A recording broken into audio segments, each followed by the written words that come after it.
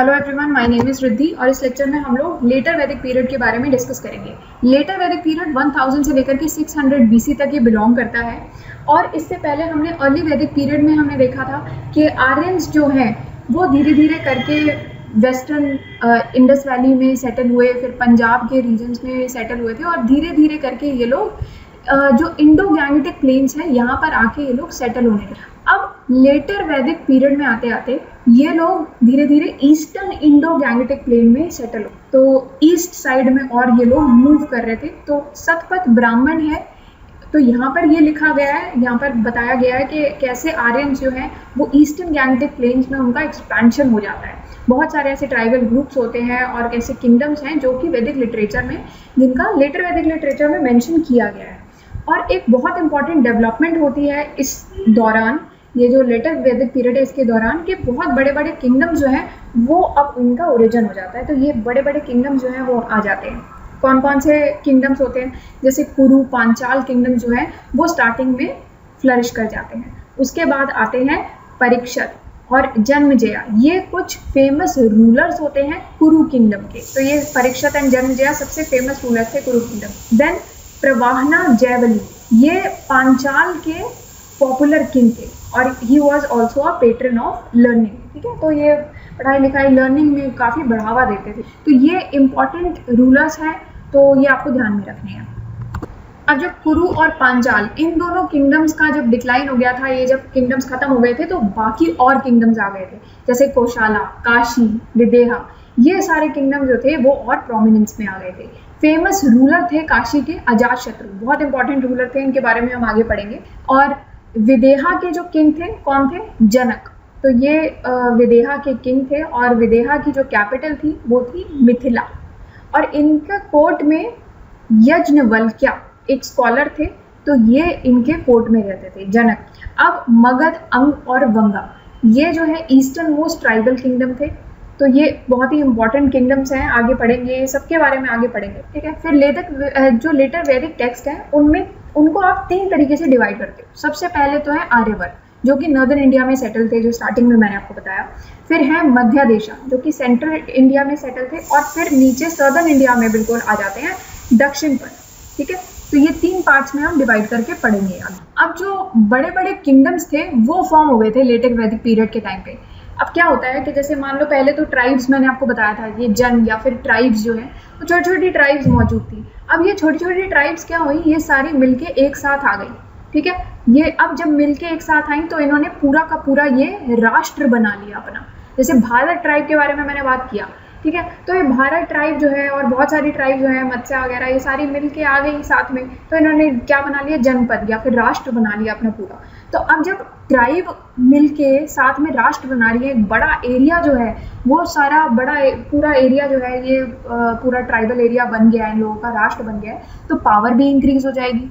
तो इनके जो किंग्स थे उनकी पावर भी इंक्रीज हो जाएगी। तो एक रॉयल पावर जो है, जैसे जैसे एरिया बड़ा हुआ वैसे वैसे किंगडम का साइज बढ़ते बढ़ते रॉयल पावर भी इंक्रीज हो गई। अब जो किंग था वो बहुत सारे रिचुअल्स, बहुत सारे सैक्रिफाइसेस परफॉर्म करने लगा कि भाई बड़ा एरिया है, अब बड़ी पावर आ गई है, तो अब इस बड़ी पावर को जो है मुझे स्ट्रेंथन करने के लिए और मजबूत करने के लिए और राज करने के लिए जो है बड़े बड़े सैक्रिफाइसेस करने पड़ेंगे, बड़े बड़े रिचुअल्स फॉलो करने पड़ेंगे, तभी भगवान मुझसे खुश हो पाएंगे। ठीक है, अब कौन कौन से यज्ञ होने लगे थे? राजसूय यज्ञ, जो कि कंसिक्रेशन सेरेमनी हुआ करती। फिर था अश्वमेध यज्ञ, हॉर्स सैक्रिफाइस भी कहा जाता है, और एक था वाजपेय यज्ञ, जिसको चैरियट रेस होती थी। ठीक है, तो ये अलग अलग टाइप के यज्ञ परफॉर्म किए जाते थे उस टाइम पर। किंग्स जो है उनको अलग अलग तरीके के टाइटल मिलने लगे थे, जैसे राज विश्वजनन, देन अहिला भुवनापति, या फिर लॉर्ड ऑफ ऑल अर्थ भी कहा जाता था। फिर एक रथ या सम्राट मीन सोल रूलर। तो ये सारे जो है टाइटल जो है किंग्स को मिलने लगे। अब अर्ली वैदिक पीरियड के टाइम पे क्या था कि ऑलरेडी जो किंग थे हमारे, उनके पास ऑलरेडी पुरोहित, सेनानी, ग्रामणी तो ऑलरेडी एग्जिस्ट कर ही रहे थे। बट लेटर वैदिक पीरियड में आते आते और कुछ नए ऑफिशियल्स जो है वो आके एडमिनिस्ट्रेशन में जुड़ गए थे। कौन कौन से? क्योंकि एक एरिया जो है वो बड़ा हो गया था। अब बड़े एरिया के लिए ज़्यादा लोगों की ज़रूरत पड़ गई थी। अब एक जना एडमिनिस्टर नहीं कर सकता था पूरे एरिया को, इसलिए और ज़्यादा लोगों की ज़रूरत पड़ गई थी। आपकी रिस्पॉन्सिबिलिटी बढ़ गई थी, रिस्पॉन्सिबिलिटी बढ़ गई थी तो ज़्यादा लोग चाहिए अलग अलग रिस्पॉन्सिबिलिटीज़ को निभाने के लिए, इसलिए हमें एक ट्रेजरी ऑफिसर भी चाहिए था। अब ये ट्रेजरी ऑफिसर जो है, इसके बाद जितना भी पैसा आया तो एक टैक्स भी लगता था लोगों पे, तो उसको टैक्स कलेक्टर भी एक हमें चाहिए होता था। फिर एक रॉयल मैसेंजर भी चाहिए होता था, क्योंकि बड़ा एरिया था तो इधर से उधर आपके मैसेजेस जो है पहुँचाने थे, जो भी संदेश पहुँचाने होते थे उसके लिए एक रॉयल मैसेंजर की भी ज़रूरत थी। तो ये सारे लोग जो है आके जुड़ गए थे। अगर हम लोअर लेवल्स की बात करते हैं तो लोअर लेवल्स पे डिसेंट्रलाइजेशन वाला सिस्टम हो गया था। लोअर लेवल्स पे एडमिनिस्ट्रेशन जो है वो विलेज असेंबलीज के द्वारा की जाती थी। तो ये विलेज जो है बन जाता था, वो सारी असेंबली बना के अपना एडमिनिस्ट्रेशन, समिति और सभा, ये दो चीज़ें मैंने आपको बताई थी, सबसे इम्पोर्टेंट चीज़ थी ये, ठीक है। अब ये समिति और सभा जो है इनकी इम्पोर्टेंस धीरे धीरे कम हो जाती है लेटर वैदिक पीरियड में आते हैं। अब इकोनॉमिक कंडीशन जो है वो किस प्रकार की थी उस टाइम पर लोगों की, तो आयरन जो है वो बहुत अच्छा पहले भी यूज़ हो ही रहा था। अब आयरन जो है और ज़्यादा एक्सटेंसिवली यूज़ होने लगा था, और ज़्यादा बड़ी तादाद में यूज़ होने लगा था, जिसकी वजह से लोग जो है और ज़्यादा फॉरेस्ट जो है वो क्लियर करने लगे, ज़्यादा लैंड जो है वो कल्टिवेशन के अंडर ले आए। तो एग्रीकल्चर जो है विद टाइम वो चीफ ऑक्यूपेशन बन गया लोगों का, कि ज़्यादा लैंड अपने अंदर आ गई है, तो अब क्या हो गया कि एग्रीकल्चर जो है वो मेन ऑक्यूपेशन बन जाता है। तो अब और ज़्यादा इम्प्रूव्ड टाइप्स ऑफ इम्प्लीमेंट्स जो है और तरह तरह के जो इंस्ट्रूमेंट्स वगैरह, जो टूल्स वगैरह यूज़ होने लगे कल्टीवेशन। अब बार्ली, राइस और वीट, तो ये सारी चीज़ें ग्रो होती है। मैन्योर की नॉलेज जो है वो एक और इम्प्रूवमेंट यहाँ पर पाई जाने लगी, कि आप किस तरीके का मैन्योर होना चाहिए, किससे जो है आपकी फसल जो है अच्छी उगेगी, ये सब की नॉलेज जो है वो भी आ गई थी लोगों में। इंडस्ट्रियल एक्टिविटी जो थी वो और ज़्यादा वेरीड हो गई थी, अलग अलग टाइप्स की इंडस्ट्रियल एक्टिविटी हो गई थी, और एक स्पेशलाइजेशन हो गया था कि ये पर्सन जो है वो कपड़ा बनाने में उसका स्पेशलाइजेशन है, तो टेक्सटाइल इंडस्ट्री जो है इसने सेट, ठीक है। एक दूसरा पर्सन हो गया जिसका कुछ वुड वगैरह में है, तो उसने कुछ वुड की कुछ इंडस्ट्री जो है वो सेटअप कर। तो ये सब चीज़ें इंडस्ट्रियल एक्टिविटी जो है वो और वेरीड हो गई, स्पेशलाइजेशन के बेसिस पे हो गई थी। मेटल वर्क है, लेदर वर्क है, कारपेंट्री, पॉटरी जो है, इन्होंने काफ़ी प्रोग्रेस कर ली थी। और इंटरनल ट्रेड के साथ साथ अब फॉरेन ट्रेड भी एक्सटेंसिव हो गया था, अब फॉरेन ट्रेड भी करने लगे थे। तो लेटर वैदिक पीरियड की अगर हम बात करें तो इसमें हम सी से फेमिलियर हो जाते हैं। बेबीलोन जैसी कंट्रीज़ हैं जहाँ से हमने ट्रेड करना स्टार्ट कर दिया था, ठीक है। तो ये लेटर वैदिक पीरियड लोगों को काफ़ी पता था कि सी वगैरह के बारे में, कहाँ से कौन सा रास्ता जाता है, इनके सी रूट्स के बारे में पता था यहाँ पर। इसीलिए ऐसी कंट्रीज़ के साथ, बाहर की कंट्रीज़ के साथ अब लोग लेटर वैदिक पीरियड वाले लोग ट्रेड करने लगे थे। हेरिडिटरी मर्चेंट्स जो थे, वनिया भी कहा जाता है इनको, तो ये जो है अब आ गए थे एग्जिस्टेंस में। तो हेरिडिटरी मर्चेंट्स भी अब देखे जा रहे थे। ट्रेड और कॉमर्स जो है वो वैश्याज कर रहे थे, और उन्होंने वैश्याज ने अपने आप को एक ग्रुप में ऑर्गेनाइज कर लिया था, गिल्ड में ऑर्गेनाइज कर लिया था, जिनको गण भी कहा जाता है, गणास, ठीक है। बिजाइड्स निष्का क्या था, जो मैंने आपको बताया था कि गोल्ड कॉइन्स, पहले तो बार्टर सिस्टम पे होता था, फिर जब बड़े बड़े चीज़ों में अगर ट्रेड करना होता था तो गोल्ड कॉइन्स का यूज़ किया जाता था, और गोल्ड कॉइन्स को कहा जाता था निष्का। तो अब निष्का तो ऋग्वैदिक पीरियड में यूज़ होता था, पर लेटर वैदिक पीरियड में आते आते अब गोल्ड और सिल्वर कॉइन्स जैसे कि सतमना और कृष्णला ये भी यूज़ होने लगे थे as a medium of exchange. तो सतमना एंड कृष्णला ये भी यूज़ होने लगे। फिर सोशल लाइफ किस प्रकार की थी, तो 4 तरीके से सोसाइटी को डिवाइड किया जाता है, ब्राह्मण, क्षत्रियाज, वैश्याज एंड शूद्र, या फिर इसको वर्णा सिस्टम भी कहा जाता है। और ये लेटर वैदिक पीरियड में बहुत अच्छे खासे तरीके से ऑर्गेनाइज हो जाता है। तो 2 हायर क्लासेस होती हैं, जैसे कि हमें पता है, ये ब्राह्मणा और क्षत्रिया, इनको सारी प्रिविलेजेस ये एंजॉय करते थे, और वैश्य और शूद्रास को ये सारी प्रिविलेजेस नहीं दी जाती थी। सबसे ज़्यादा हाईएस्ट पोजीशन पे ब्राह्मण्स होते थे, और उसके बाद जो है क्षत्रिय आता था, उनसे थोड़ी सी लोअर पोजीशन पे फिर क्षत्रिय आते थे।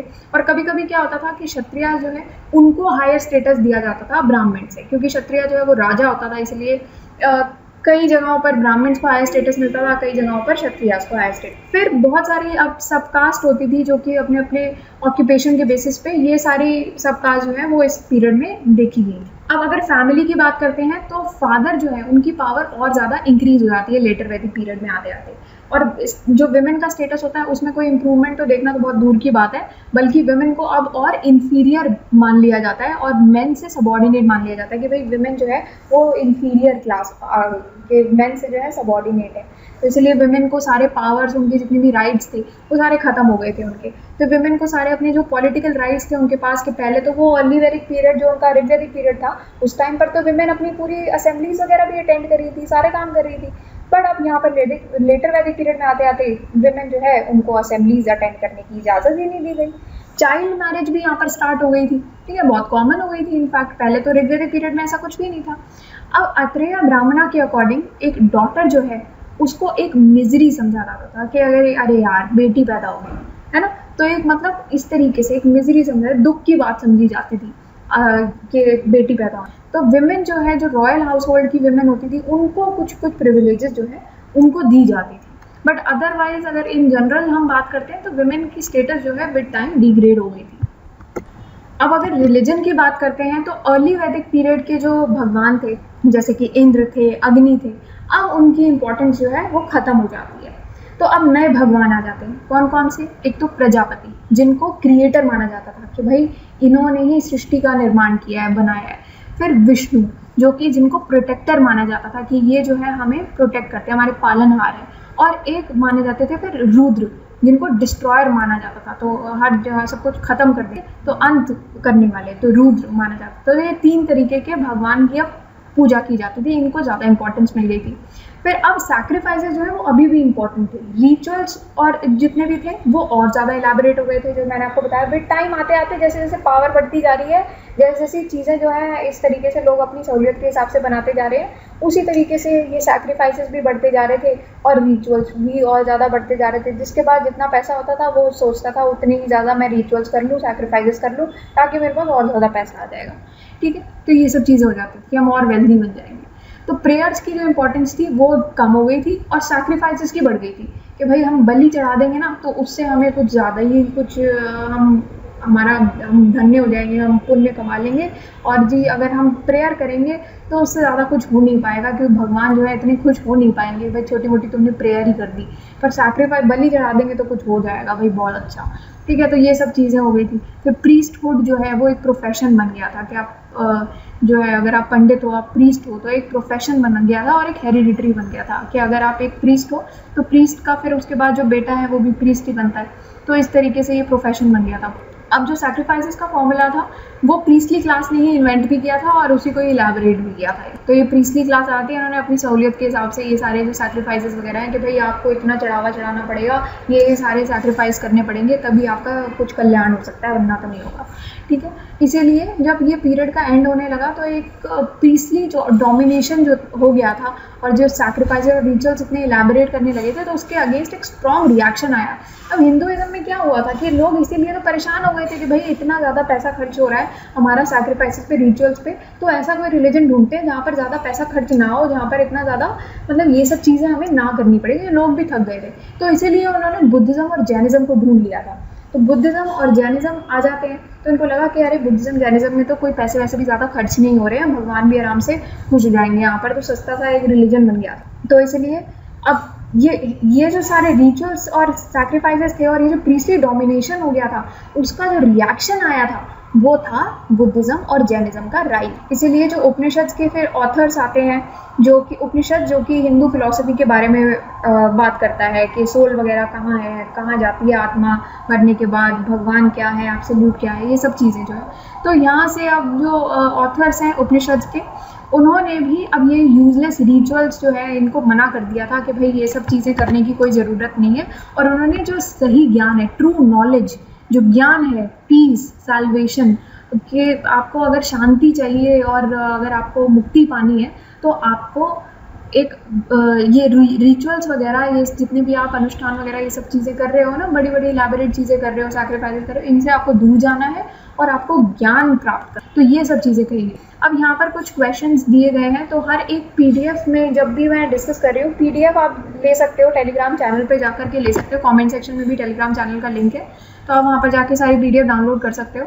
और मैंने सारी ही पीडीएफ्स में नीचे यहाँ पर क्वेश्चंस डाले हैं, तो please try to solve these questions.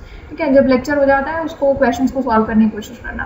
तो first is choose the correct answer. Earliest of the Vedas, कौन से वेदास अर्लीस्ट थे? ऋग्वेद, यजुर्वेद, सामवेद, अथर्ववेद। देन प्रवाहना जयवली, ये कौन से किंगडम के पॉपुलर किंग थे? विदेहा, काशी, कुरुज, पांचाला। तो आपको कमेंट सेक्शन में मुझे बताते रहना, और इसका जो आप क्वेश्चन के आंसर लिखोगे तो आप इस तरीके से लिखना 1, देन 1 के आगे 1.1, 1.2, इस तरीके से आप लिख देना आंसर, तो I check it. Then fill in the blanks. Ramayana के ऑथर कौन थे? आर्कटिक होम था आर्यंस का, वो क्या किसने सजेस्ट किया था कि आर्यंस जो है वो आर्कटिक रीजन जो है उनका होम रहा है, वहाँ से आए थे। फिर मैच द फॉलोइंग, निष्का क्या है इनमें से? ठीक है, उषाज, अपाला एंड कृष्णला। तो ये सब चीज़ें आपको यहाँ पर करनी है। ठीक है, अब find out the correct statement. One statement alone is right. Indra and Varun were the important gods during the later Vedic period.